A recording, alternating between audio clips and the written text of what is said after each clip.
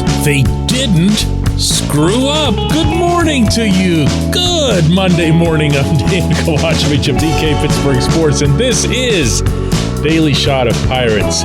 It comes your way bright and early every weekday. If you happen to be into football and or hockey, I also offer daily shots of Steelers and Penguins where you found this.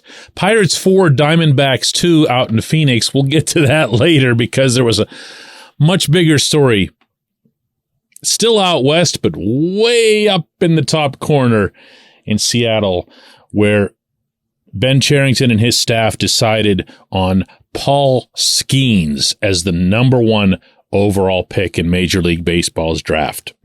If you are a regular listener to this program, A, thank you, and B, you knew this was my pick. This was the one that I wanted to see. However, I attached contingencies to it. Well, no, contingency to it. And that was that the Pirates would have legitimate cause to believe that Skenes is healthy, that the visible overuse that he went through at LSU, especially in the College World Series, wouldn't be a concern moving forward, and there's no way the team could have made a louder statement to the effect that Skenes is fine, other than, drafting him where he should have been drafted. So that's what they did. That's what Ben did, specifically. Ben said the Pirates were going to draft the best player. Ben would say later, after the pick, that Skenes was at the top of their board. Anybody really want to dispute that now? Well, if so, Ben also would say later that the Pirates aren't ruling out that Skenes could pitch this season. He didn't say for Pittsburgh. He just meant pitch. My thinking through all of this has been that if you were to take Skenes after the overuse that he had in the College World Series, that you just basically shut him down until either this coming off season or going further into spring training. But there's also a school of thought, and a lot of this emerged last night, that because Skenes really pitched very little, like in life, before last season, that his arm's not going to have anywhere near the wear and tear on it that a normal pitcher might have, because that does accumulate, all the way through childhood, teens, everything. So there it is. There it is. They got the best player. And as a result, they sure did sound happy. Here's a little bit of what Ben had to say. We were working through it the entire week, and certainly today, up until right before the pick. I've said before, we just believe that when you have time, we ought to use every minute that we have. So we were in communication with Paul and others, and I can't remember exactly when we made the final decision, but it was closer to the draft. But Paul is someone that we had been very focused on, along with some others, all week. Became clear as we worked through today that if we could make it happen, we wanted to get Paul done. And this, in turn, was Skenes' reaction to finding out that he'd be number 1. I don't know that I was expecting it, just because I was kind of trying to stay open. I had no idea what to expect of today, but I met with the Pirates and really liked all the people that I met with and everything that I had heard about the Pirates. It seemed like a first-class organization. So when I heard, I was in shock a little bit, just absolutely ecstatic to get the news, because probably a year ago this was never even a thought in my mind. But yeah, just ecstatic and absolutely honored and humbled to be in this position. This is a rare situation, my friends. Do not take it for granted. There aren't many avenues through which a team like the Pirates, playing in a non-salary capped league, can acquire truly elite starting pitching. Baseball America calls Skenes a legit top of the rotation ace for any team anywhere in the majors. MLB Pipeline calls Skenes the best pitching prospect to come through the draft since Steven Strasburg. These aren't outlets that are given to hyperbole because they know better than anyone how badly this can come back to bite them and their reputations. That's how strongly they and their scouts and their experts felt in assessing this young man over the past year at LSU. That's something.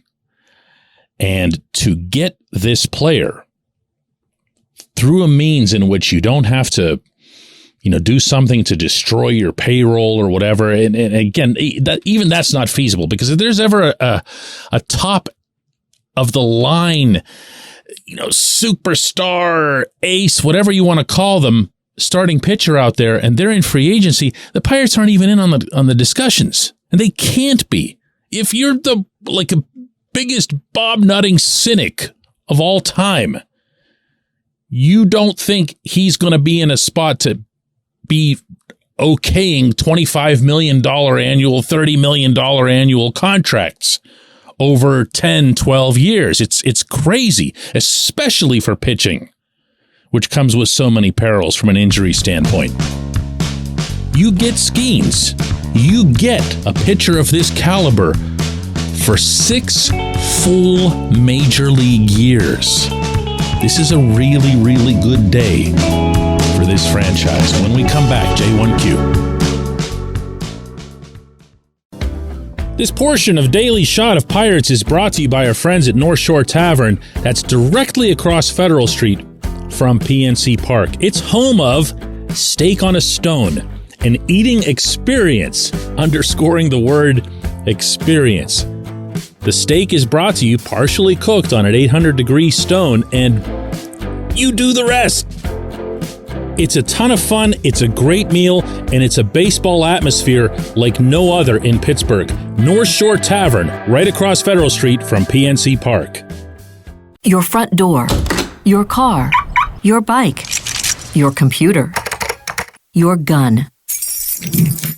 Safety is a habit. Every day you lock and secure your home and everything you want to keep safe. Gun safety and responsible storage are no different, and the best way to help prevent accidents, misuse, and theft. If you have a firearm, own it, respect it, and secure it. Visit ProjectChildSafe.org. Brought to you by the National Shooting Sports Foundation and the Bureau of Justice Assistance.